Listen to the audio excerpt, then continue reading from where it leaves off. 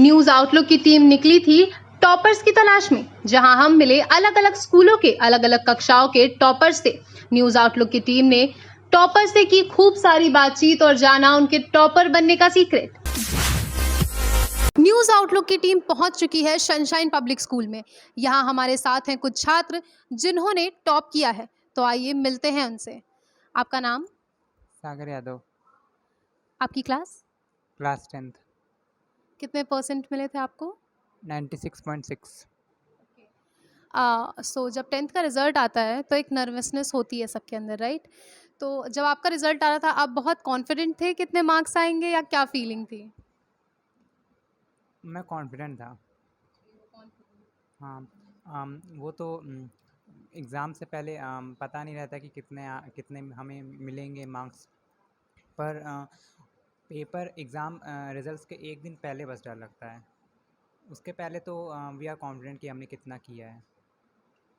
तो इस समय इनकी मदर और फादर भी हमारे साथ हैं, तो उनसे भी बात करते हैं। मैम, आपका नाम? सरोज यादव। तो मैम, आपको जैसे जब बच्चों का रिजल्ट आ रहा होता है तो बच्चों के साथ साथ पेरेंट्स भी उतना ही सफ़र कर रहे होते हैं, सो आपकी क्या फीलिंग थी? बस वही थोड़ा नर्वस, लेकिन हाँ, जैसे ये कह रहे हैं कि कॉन्फिडेंस था तो था हम लोग को भी कि हाँ मेरा बच्चा ये कर ले जाएगा। सर, आपका नाम? रमेश यादव। कॉन्फिडेंस था कि ये इतने अच्छे मार्क्स ले आएंगे? मैम 90 प्लस तो कॉन्फिडेंस था। 95 आ जाएंगे तो वेल एंड गुड, लेकिन इन्होंने 97 किया। I hope so good, very good. Work pattern क्या था इनका? जैसे बच्चे इस एज में काफ़ी चंचल होते हैं, तो इनका वर्क पैटर्न क्या था, इनका स्टडी पैटर्न क्या था? Proper regular study. और सबसे अच्छी बात इनकी एक चीज़ रही मैम कि इन्होंने जो कुछ भी किया, जितना भी समय स्टडी को दिया, मन से दिया। मतलब ज़बरदस्ती से नहीं कि आप नहीं बैठे हो तो पढ़ाई करो, नहीं करना है तो नहीं करना है, लेकिन जब करना है तो मन से किया इन्होंने जो कुछ भी किया। अभी आपके फादर ने बताया कि आप जितनी देर पढ़ाई करते थे उतनी देर मन से करते थे, बट पढ़ाई के साथ साथ रिलैक्सेशन ज़रूरी होता है, क्योंकि इस टाइम पे बहुत सारा कोर्स सिलेबस अचानक से बढ़ जाता है ना। तो ऐसे टाइम पे आप अपने आप को रिलैक्स करने के लिए कौन सी एक्टिविटीज़ करते थे? रिलैक्स करने के लिए तो ये पर्सन टू पर्सन बदलता रहता है, पर जो मैंने किया वो ये था कि मैं थोड़ी देर के लिए फैमिली के साथ बैठ जाता था, या अपनी मेरी छोटी बहन है, मैं उससे बात कर लेता था। मैं उसके पूरे शुरुआत से लेके एंड तक का डे पूरा पूछ लेता था। तो इससे क्या होता है कि हमारा जो माइंड होता है वो थोड़ा सा रिलैक्स हो जाता है।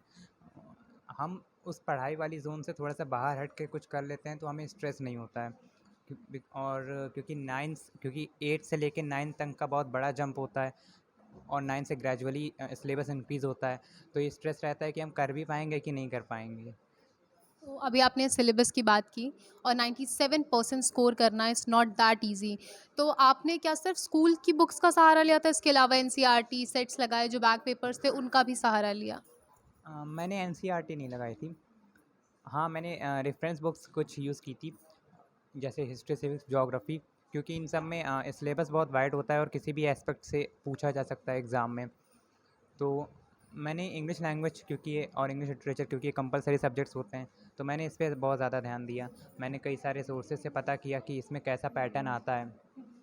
उसके बाद हिस्ट्री से भी ज्योग्राफी की अलग से रेफरेंस बुक खरीदी। उसके बाद मैंने एनसीईआरटी तो सॉल्व नहीं की, पर मैंने पेपर से कुछ दिन पहले कुछ सेट ऑफ पेपर्स लगा लिए थे। मतलब सेट ऑफ पेपर्स लगाना हेल्पफुल था आपके लिए?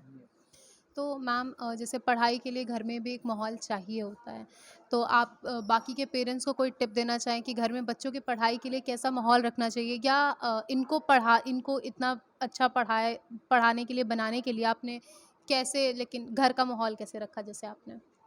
घर का माहौल तो ये कि शांत हो, शोरगुल ना हो।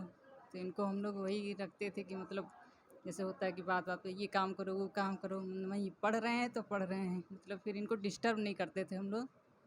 ये अपना रूम में पढ़ते रहते थे, शोरगुल कोई नहीं।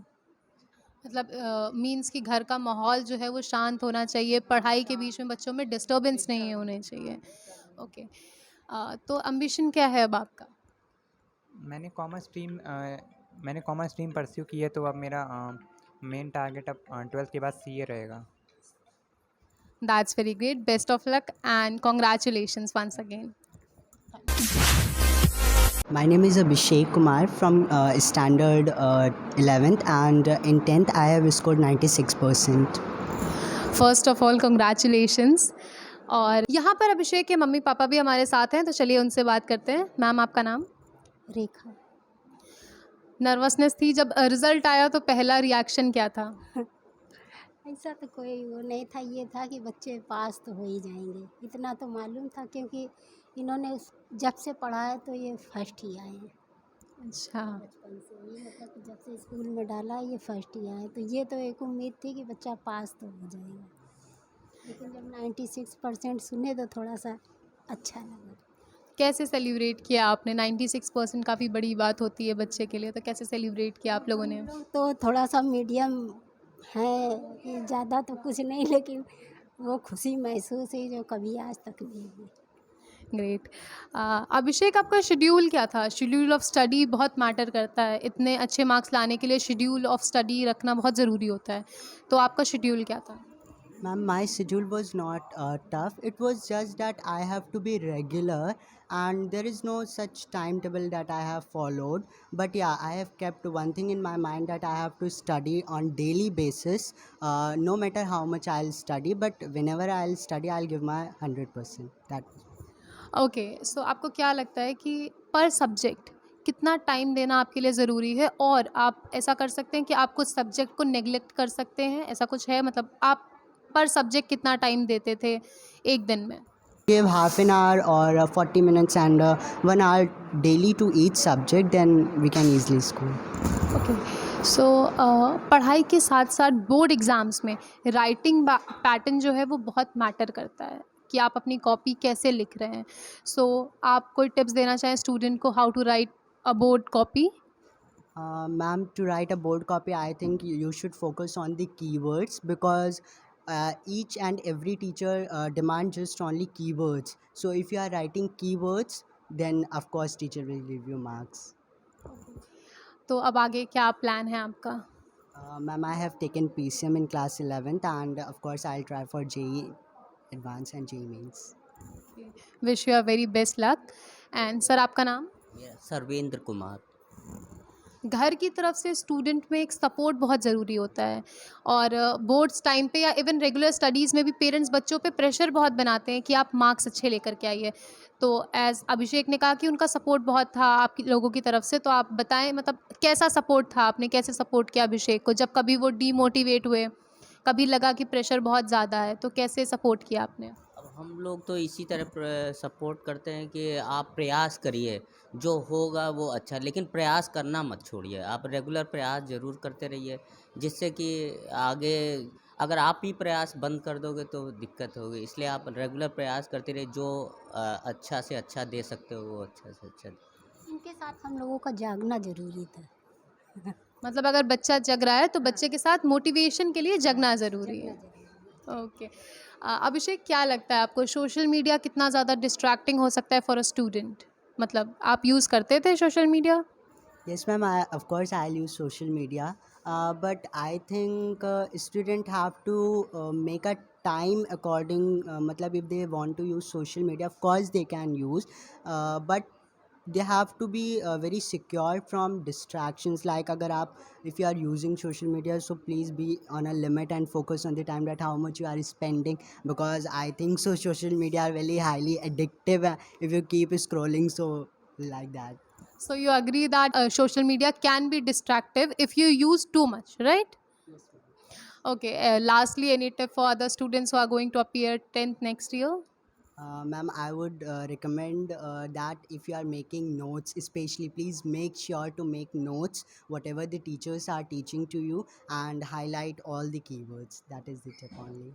Thank you very much. Thank you, ma'am. नमस्कार, मैं सुकांक्षा अवस्थी, सनशाइन पब्लिक स्कूल की प्रिंसिपल हूँ मैं। हमारे स्कूल में 97% टॉप रिज़ल्ट से सागर यादव ने पास करके हमको बहुत ही गौरव का एहसास कराया है। तो आपने परसेंटेज के बारे में बताया, तो सबसे पहला क्वेश्चन मैं यही करूँगी कि आपके स्कूल का जो रिज़ल्ट है उससे आप सेटिस्फाई हैं? देखिए, सेटिस्फाइड होना तो एक अलग बात है, हाँ खुश ज़रूर हूँ। सेटिस्फाइड नहीं हूँ क्योंकि मैं थोड़ा और चाहूँगी आने वाले साल में, बट हाँ मैं बहुत ज़्यादा खुश हूँ।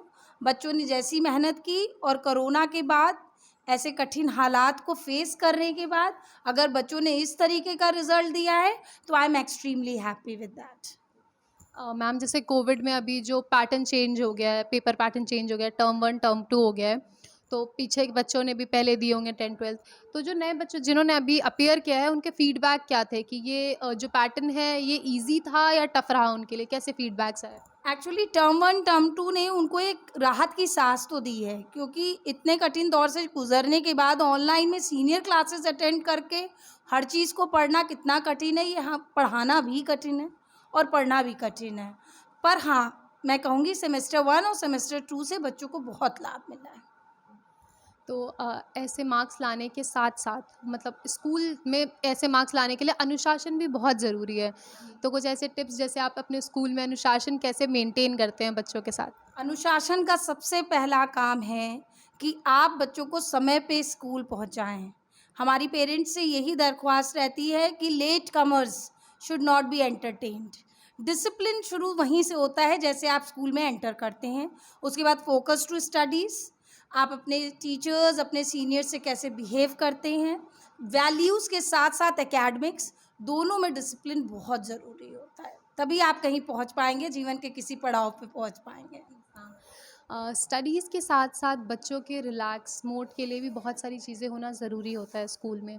बोर्ड एक बहुत बड़ा पीयर प्रेशर माना जाता है भारत में, तो ऐसे टाइम पे आपके स्कूल में बच्चों के लिए 10th जो भी बच्चे हैं उनके लिए जो रिलैक्सिंग मोड्स में जो क्लासेस या एक्स्ट्रा एक्टिविटीज़ हैं वो क्या क्या हैं? Ma'am we have archery, we have karate classes, we have art, we have other activities like science clubs. तो बच्चों को जिस तरीके की रुचि होती है, साथ में स्पोर्ट्स और गेम्स पीरियड्स तो हैं ही, हम बच्चों को उस तरीके की एक्टिविटी देते हैं। वेरी लास्टली अगर आप जिन बच्चों ने अभी पास आउट हुए हैं उनको कोई बधाइयाँ देना चाहिए, उनको कोई मैसेज देना चाहें? My heartiest congratulations to the candidate who appeared class 10th and they have passed in flying colors, और बहुत बहुत आशीर्वाद, और साथ साथ I also give them blessings for their future. Thank you very much. Thank you. अंक बच्चों का भविष्य कभी भी तय नहीं करता, इसलिए अंकों के आधार पर कतई निराश ना हो, लगातार संघर्ष करते रहें, सफलता एक दिन आपके कदम जरूर चूमेगी। न्यूज़ आउटलुक की पूरी टीम की तरफ से बोर्ड एग्जाम से पास होने वाले प्रत्येक विद्यार्थी को बहुत बहुत शुभकामनाएं और बधाइयां।